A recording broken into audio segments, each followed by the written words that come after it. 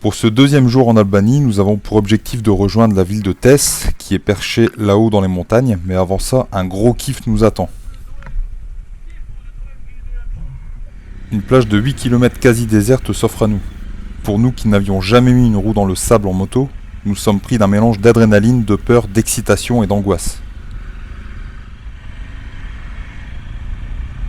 Heureusement que notre grande maîtrise de la moto et notre sang-froid inébranlable nous permettront de réussir sans problème. Oh putain!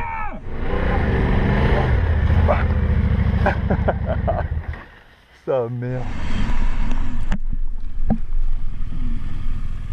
Ouais, bon d'accord, sans problème, c'est vite dit, mais c'est quand même bien la merde de rouler dans le sable quand c'est la première fois.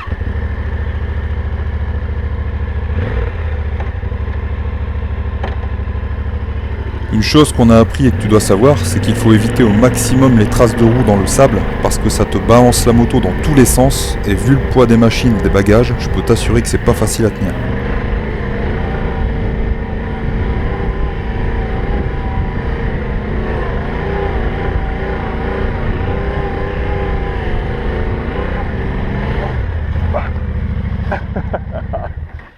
Sa mère.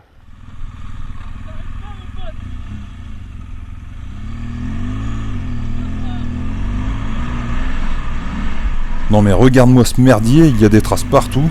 On dirait que l'enduro du Touquet est passé avant nous.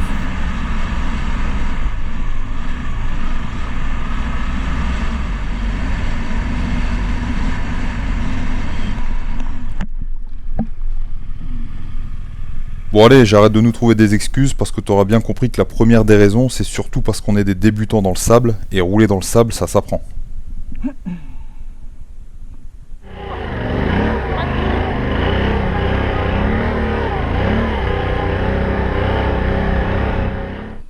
C'est pour ça que je te dis. Ça. Ouais, t'as raison, quand tu bouges, ta main dans un temps, elle fait glu. Et voilà. C'est pas comme moi avec la gâchette, quoi. Quand tu vas vite, t'as la machine, elle T'as gueule. raison, ouais, mais c'est vrai, c'est pas pareil. Hein. T'arrives à partir à mon quad là, où il y a des traces de roue, tu viens tout droit, tu veux faire quoi? Ah, je vais essayer de sortir vers le quad, mais. Tu me dis, je te pousse tout de près. Moi, je vais essayer de sortir tout seul quand même. Ah, désolé, pas.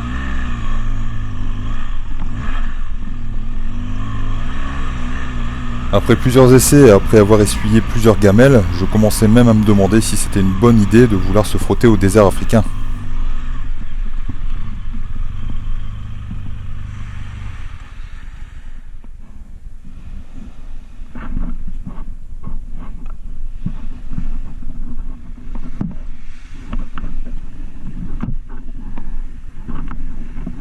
Je demande alors à Jérôme ce qu'il en pense par rapport à l'Afrique, et sa réponse est plutôt catégorique. Oh putain! No, God! No, God, please, no! No! No! No! Alors pour lui c'était clair et net, plus jamais de sable avec la GS. Et là, c'est le drame. Pour moi tout venait de tomber à l'eau, l'Albanie c'était une sorte d'entraînement avant d'aller à Dakar. Je ne pouvais pas me résoudre à ce qu'on abandonne là comme ça aussi rapidement. Perso, je savais que ça allait être dur et qu'on allait en chier, et c'était certain qu'on n'y arriverait pas du premier coup.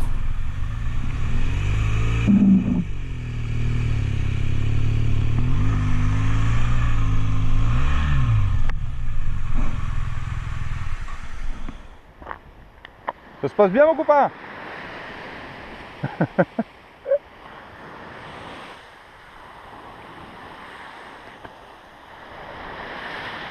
Allez go.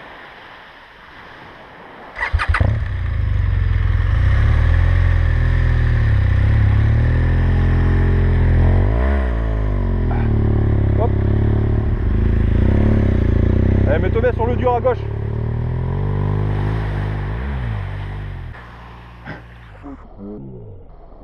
Merci.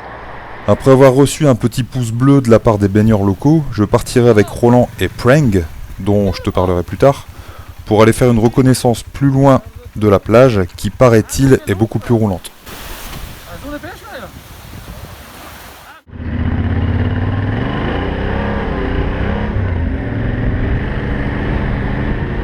Alors effectivement, comme tu peux le voir, le sable est nickel, du coup je fais demi-tour et je vais rechercher Jérôme. Je sais pas si c'est la connerie, si c'est l'obstination, c'est le côté un peu buté, mais bon. Et je vous cache pas que j'ai pas du tout envie d'y retourner. Mais bon, on va y retourner quand même un petit coup. Et puis on va voir ce que ça donne, encore un petit coup ce matin quoi. Mais je vous laisse apprécier la moto, je sais pas si je peux retourner. Voilà, bon. Le retour montre qu'elle est un petit peu dans le sable. Je tremble un peu, désolé, c'est la pression. Voilà, donc on va espérer que ça fonctionne, on va se faire un petit plan drone, histoire d'apprécier tout ça, et puis ma foi, c'est un avant-goût quand même avant la Guinée, quoi. Si on veut essayer de faire un peu de ça, enfin surtout moi, si je vais essayer de faire un peu de sable. Allez, à tout à l'heure, on verra ce que ça donne. Mais bien sûr que ça va fonctionner, c'est juste qu'on était passé dans un gros tas de sable labouré, retourné dans tous les sens. Allez, maintenant qu'on a compris le truc, qu'on a le bon sable et qu'on a la bonne pression dans les pneus, je te laisse kiffer avec nous.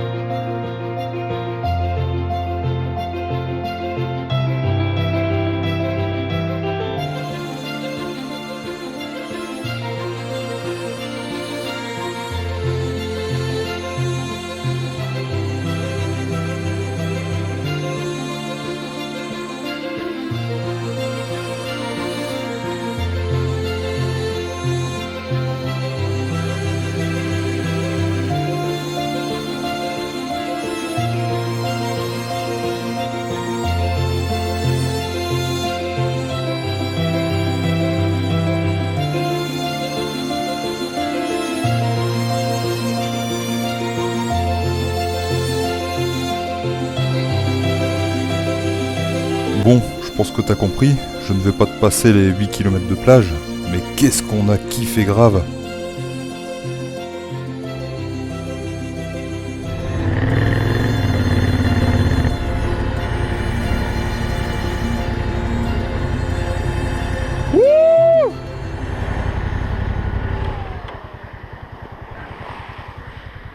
Je pouvais plus en fait donc.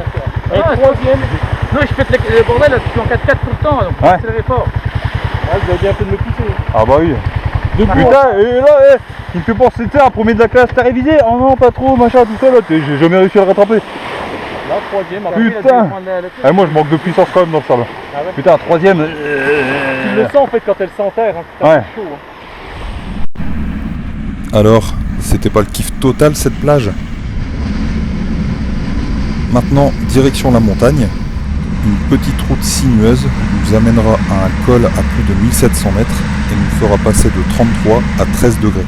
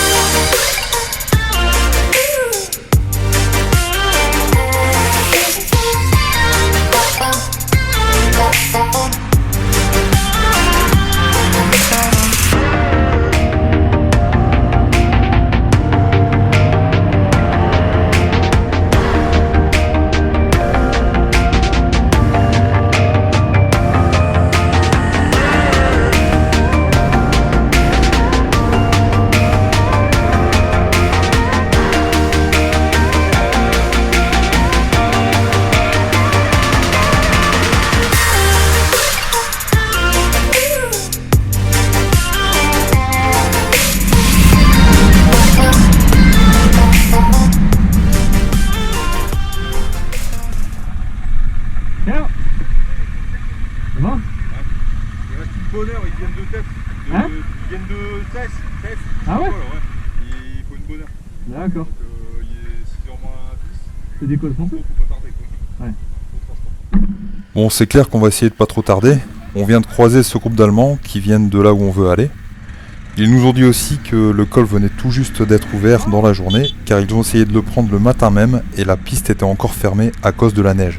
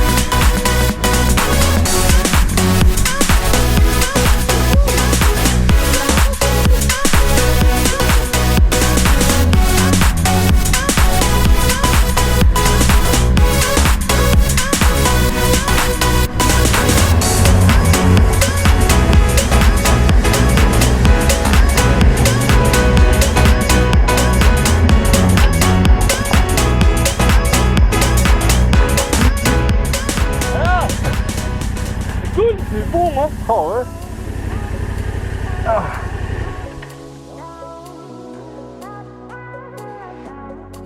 Après la descente du col, nous poserons nos tentes comme prévu à Tess dans la cour d'un restaurant. Demain matin et après une nuit à la fraîche, nous redescendrons vers l'Edge pour aller voir Frank, le pêcheur que nous avions rencontré ce matin sur la plage.